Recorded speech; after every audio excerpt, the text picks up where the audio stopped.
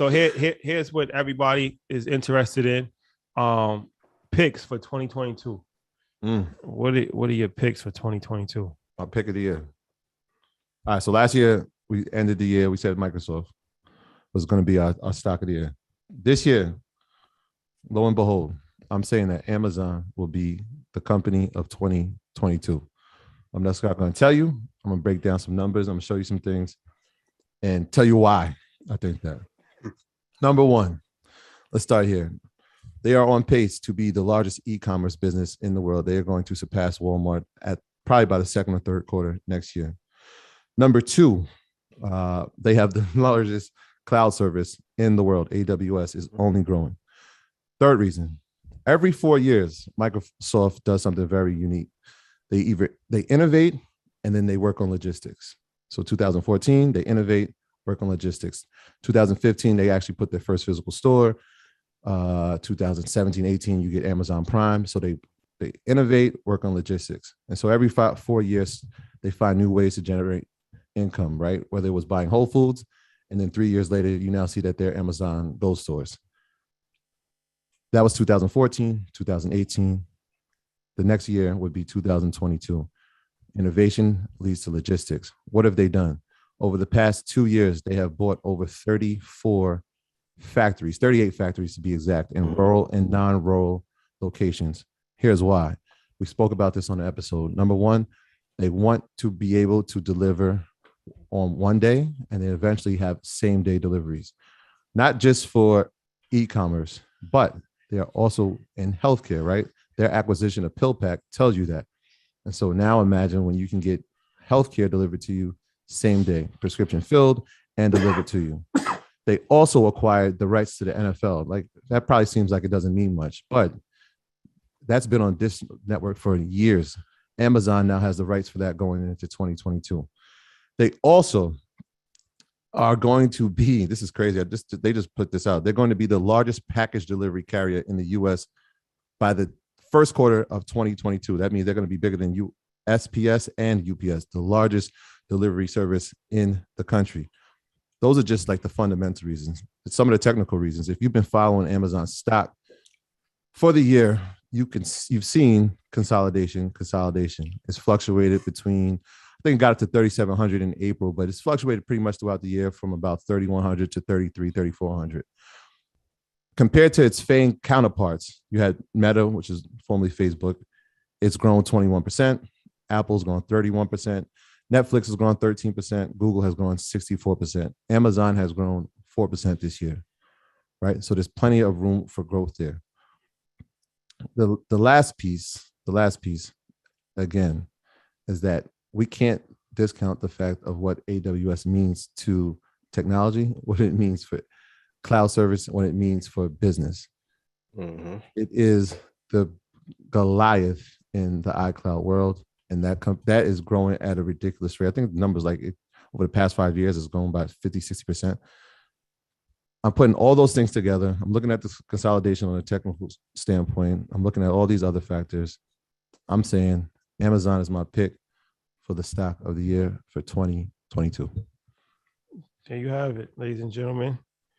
Amazon. Troy's bullish on Amazon. So that's one of the stock club picks. It's a boomer. I'm telling you. Especially if they split. I remember maybe 6 months ago we told you that they were going to start buying up malls and mixed use spaces and stuff like that. Please hold on to that for the next 5-10 years. Right. And it's not just the major cities. It's not just a major city. It's rural cities where they can be attached to a major city, right? So for example, if you live in the tri-state area, right, like a town or a county like Orange County, right? That's outside of New York, but can packages get from Orange County to the greater tri-state area? Absolutely. And so they're buying up warehouses, old malls, and we've seen malls close. And I told you this like 2 years ago. Malls have the perfect infrastructure for Amazon. Why? They have storage, they have parking, right? And they have they have water inside, right? So there's obviously, if you're in a mall, they have to have water fountains and water to go throughout the mall for all the businesses. And so they have all those things, bathrooms. All they need to do is just renovate And now that becomes a storage site for daily shipping or 1 day shipping. And so I'm bullish on them. I love Amazon. That's my pick of the year. Somebody in the comments said that if interest rates go up, Amazon is going to fall. No, that is not true. People have to remember that Bezos was in the hedge fund space before. All of his team is very heavy on risk to reward modeling. Interest rates probably have to go up to like 18% in order for Amazon to not work. So I understand why you may think that, but if interest rates do go up, we go through a season of price crunching, where are people going to turn to first to get the best deal? I was going to say that, but I'm glad you did. They're not going to Kmart or Venture. Shout out to my people back home. There's one like conglomerates. They get the information fastest. They analyze data faster. So Amazon is the market maker. They let other people route their orders on to their site, which is called order flow in the investment space. They then take it, model it, make a bot out of it, quant, and then they use it to dominate everybody else in the space. Right. They won't go under anytime soon. And I'm glad you said that, because if we look at like inflation, if prices are rising, the first place that from a retail standpoint is let me go find where I can buy things the cheapest. Right. And so we've seen Amazon dominate in that space where they'll just take over a company and say, we're going to offer the prices as low as possible so we can get more value and potentially put somebody out of it. That's just been their method. Right. And so when you think about retail space during inflation, you think about places like a Walmart or an Amazon or a Target, which will have competitive prices based on inflation. Right. If prices go up, they can still offer a discount because the way they're purchasing a lot of the merchandise. There you have it, ladies and gentlemen. Amazon. Shout out to you. YouTube. What's your pick? So I have a few different picks. I'm gonna start with cryptocurrency, and I'm gonna start with Solana, which is interesting. Solana is, they used to call it the Ethereum killer. That was kind of his thing. It was like the world's fastest blockchain and worked a lot faster than Ethereum and has lower fees than Ethereum. Now Solana is interesting because it is up 11,000% this year. I get that. I get it. How much higher can it go? But that doesn't mean that it's, keep in mind, Ethereum, all of those coins when they first started went up 10,000, 15 to 25,000%. They still had gains. Now it's not going to go up 11,000% next year. That's not going to happen. But it doesn't mean that it's still not room for increase. It's at 171 right now, which is off its 52-week high, which is 258, I believe. It has 500 million supply as far as coins. So that may seem like a lot, but it's kind of in range. Ethereum has I think 101 million, 119 million. But if you look at something like XRP, XRP has almost 100 billion. So, it's still room for growth there. And one of the reasons why I really like Solana a lot is that, we talk about NFTs, and I think that NFTs is definitely going to have, a correction at some point, but I think NFTs is going to be here to stay. And it's going to be interesting because, it offers an alternative for, projects to be built on Solana. And all it takes is one or two big projects to be built on Solana, and people realizing that, you don't necessarily have to use Ethereum to build your NFT project. So as the NFTs go, that, that could be good for Solana. Now I said I have a couple. Ethereum is another one, because if we're going to talk about Solana, we have to talk about Ethereum. And I don't think that Ethereum is going anywhere. People have complaints about Ethereum. The gas fees pretty high. But Ethereum 2.0 will be coming out at some point. 2022. Ethereum 2.0 will be coming out at some point. And you think it's going to be a value or it's overrated? I think it's going to be a value. I think so. But we'll have to see. But regardless, I still believe in Ethereum. Ethereum has always been my favorite cryptocurrency because it has a real life use case. Projects are being built on it. It's probably the most, useful crypto in the space. And it's the second biggest outside of Bitcoin. So I think that Ethereum is here to stay. I don't think it's going anywhere.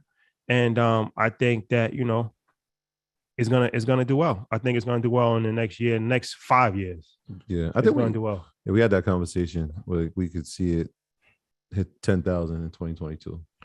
Yeah. Well, Ethereum is one of those coins for sure. Now as far as stocks, I'm an ETF guy. I think that we've talked about this all the time, but there's no need to go away from something that has been working just because it has worked. I think SMH solid is still here to stay. Solid. And like I said, especially when you look at the chip shortage, and you look at all of the companies inside of SMH, and we're moving just more and more into technology every single day. So I feel like SMH still has room to grow. I feel like SMH will probably do well. And don't sleep on Facebook. I feel like Facebook is a company that's interesting, and I think that Facebook has room to grow as well. Of course, it got a lot of attention with Meta changing its name, but that's not the only use of Facebook. I think WhatsApp is something that is hidden gem. If you communicate with people outside of America, you know how beneficial WhatsApp is, and the fact that it's still not really that popular in the States as opposed to how it is outside of the States. I think that WhatsApp has a lot of room for growth and potential. I think that TikTok is definitely here to stay, and TikTok is a formidable opponent. But I think that there's still room for Instagram. I feel like Instagram is still some years before it actually starts to fade away. So I think Facebook is going to be one of these companies that's going to be interesting, and the company from last year too, Microsoft. Yeah, I think Microsoft is going to. So that's a lot. That's a lot of picks, but I just feel like all of those picks. I don't think you can go wrong with any. could see some growth. I love them all. That's my basket. Ian, you guys know what I'm gonna say. Number one, most consistent, realest stories, Apple. The glasses, I'm gonna give a couple picks. Apple, Ripple, Hex, and Nvidia. Once this legislation turns over in favor of Ripple, man, the game is gonna change. I'll say that. And for those, I sent out an article this week, but when I tell you guys, okay, I asked a question. What political movement was behind Ethereum becoming mainstream? A lot of times people just say, hey, this coin outbid this coin. Because I remember in 2016 when Litecoin was supposed to be the greatest thing ever, and it did not pan out to be that way. There are regimes that help push these front, right? I think Vitalik is brilliant, but not as brilliant as Charles. They made Cardano. Kudos to Kayla. But I think Ripple will be great. Hex will be great. Apple, because of the glasses, they'll finally announce the car. If you guys have seen the movie Swan Song, the car will look something like that out of that movie. And Nvidia will only get bigger as a result of gaming. So those are the 4 picks for 2022 that are absolutely amazing. But for those of you that are not familiar with Hex, please get familiar pretty quickly. And it's still relatively cheap to be in your favor to do so. No, Nvidia was going to be my number 2. I thought we were just doing one. Nvidia and Meta were definitely like 2 and 3. Facebook? Yeah. And like I said, like if we're already in the metaverse, but if we're going to talk about the 2 leaders in it, definitely Nvidia and obviously Facebook. The Omniverse, I mean, they can control the graphics of it. They control the gaming of it. It's just they have a competitive advantage when it comes to that. So I loved Nvidia. In fact, there was another ETF that had Nvidia as the number 1 allocation. It's a semiconductor ETF. So SOXX, write that down. SOXX, a solid ETF with all the semis inside. Nvidia is the number 1 allocation.